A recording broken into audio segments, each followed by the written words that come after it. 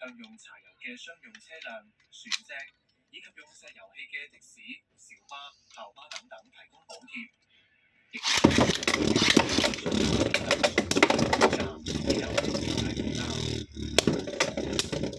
另外從月初開始，環境及生態局每個禮拜會發布各大油公司嘅汽油、柴油折扣之後嘅零售價，同埋近期國際成品油嘅市場指標價格走勢，增加油價透明度，某程度上可以幫輕下。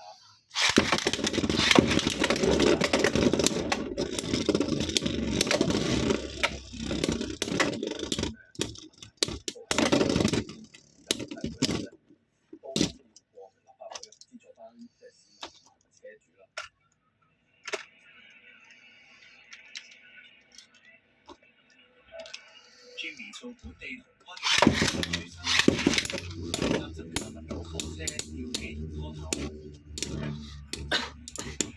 呢一日佢揸部貨車去入柴油。好多時我哋一多嘢做啊，或者唔夠司機啊，我都係經常性都揸麻煩。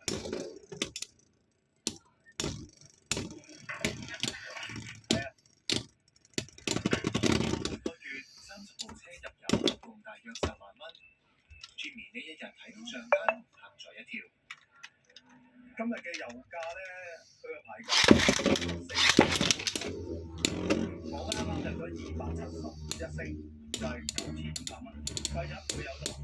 對於我哋嚟講，梗係好吃力啦。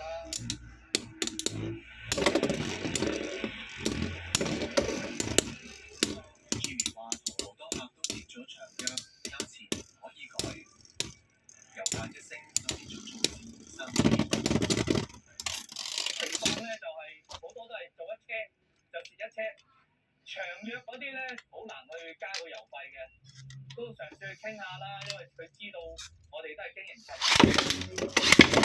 咧加得200-300蚊油費咧，佢就可能唔會選擇嗌我哋做嘅，揾啲加油費嗰啲去做啦，就選擇咗啲客戶嘅。Jimmy 話政府每公升3蚊嘅柴油補貼，只係杯水車薪。政府覺得太少啦，3蚊幫唔到㗎，因為睇唔到個油價。打仗之前平均都係5蚊4㗎嘛，咁而家升到13蚊15蚊，咁你起碼補貼翻個差價啊，補7-8蚊就啱數嘅。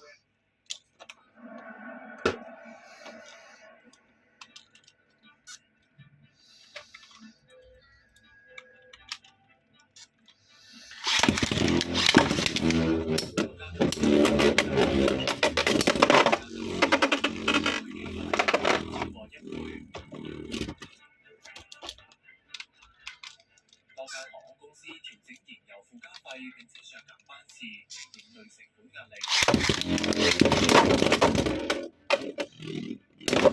喺3月中上調燃油附加費，升幅超過1倍。上個月初再上調大約30%，預計今個月中到下個月底取消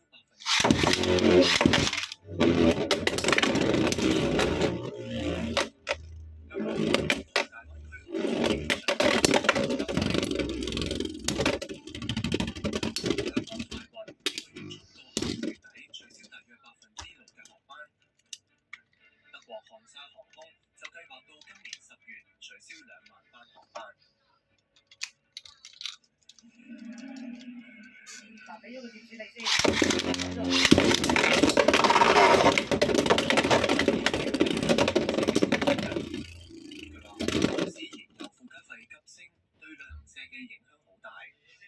最近歐洲團查詢同報名人數跌咗30%。呢一日出發嘅北歐極光團，燃油附加費由2000幾蚊升到3000幾蚊。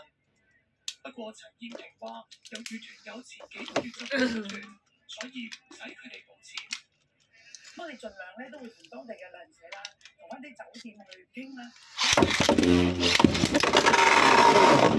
咁我哋嗰陣時咧都係有2700幾蚊一個燃油附加費，就唔敢加佢太多咯。陳燕平話：近期油價急升，團費都唔敢再包燃油附加費，要將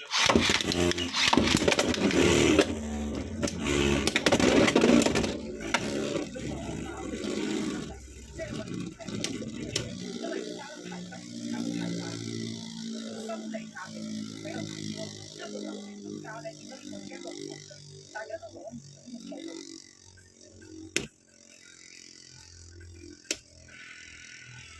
佢又話：高鐵冇燃油附加費，價格較穩定，分流咗部分客源。而家係中國嘅情況咧，就高鐵可以做到嘅話咧，暫時其實各大旅行社都各出奇謀咧，希望將嗰個成本咧盡量去消化，喺其他嘅地方咧希望減低。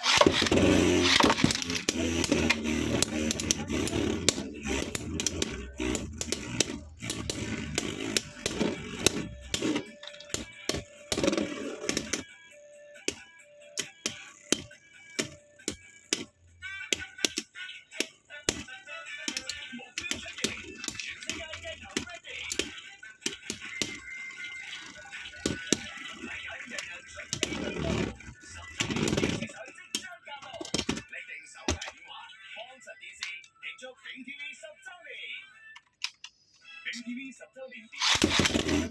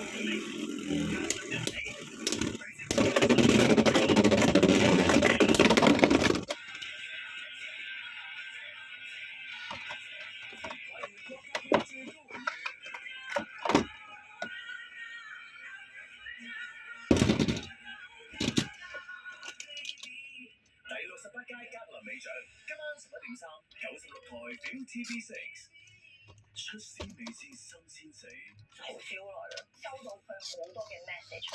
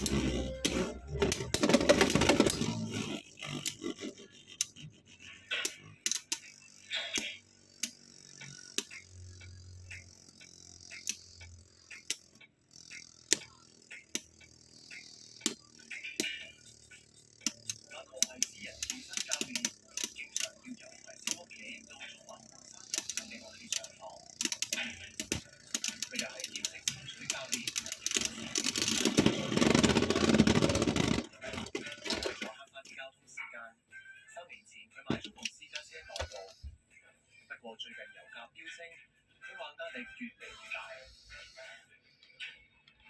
其實我以前就唔會計算咁多嘅，但係而家就考慮下，盡量遷就到邊日最平就入邊入。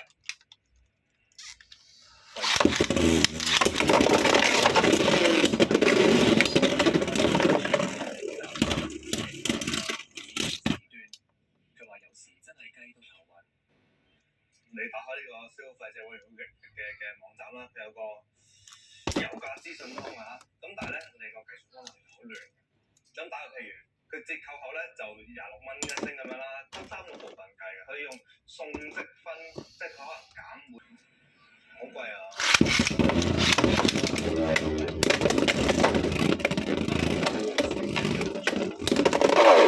自己以前係大油門，依家就係軟腳，揸車要好溫柔。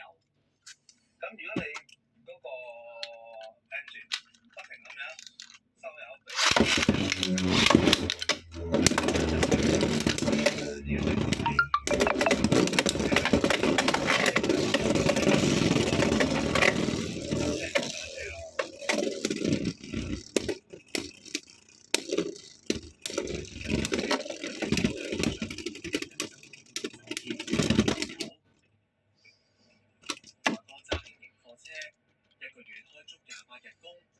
做12個鐘，2-3日就要入1次油。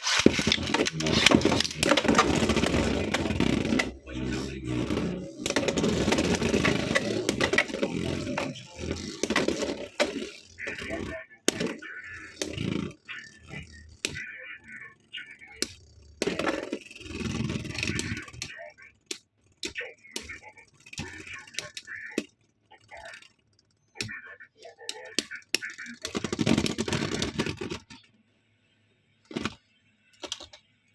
呢個位於新界嘅一個非法油站，藏身喺車房牆入面。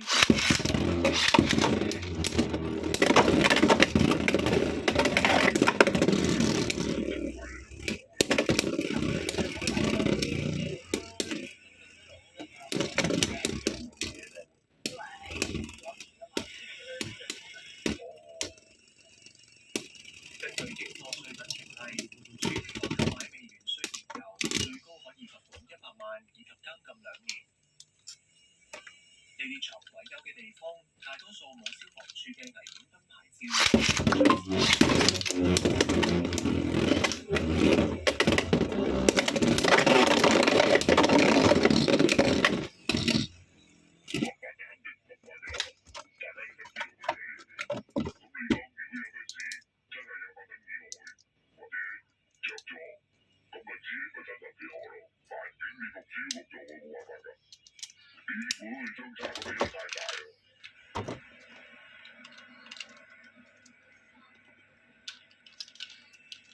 我哋去到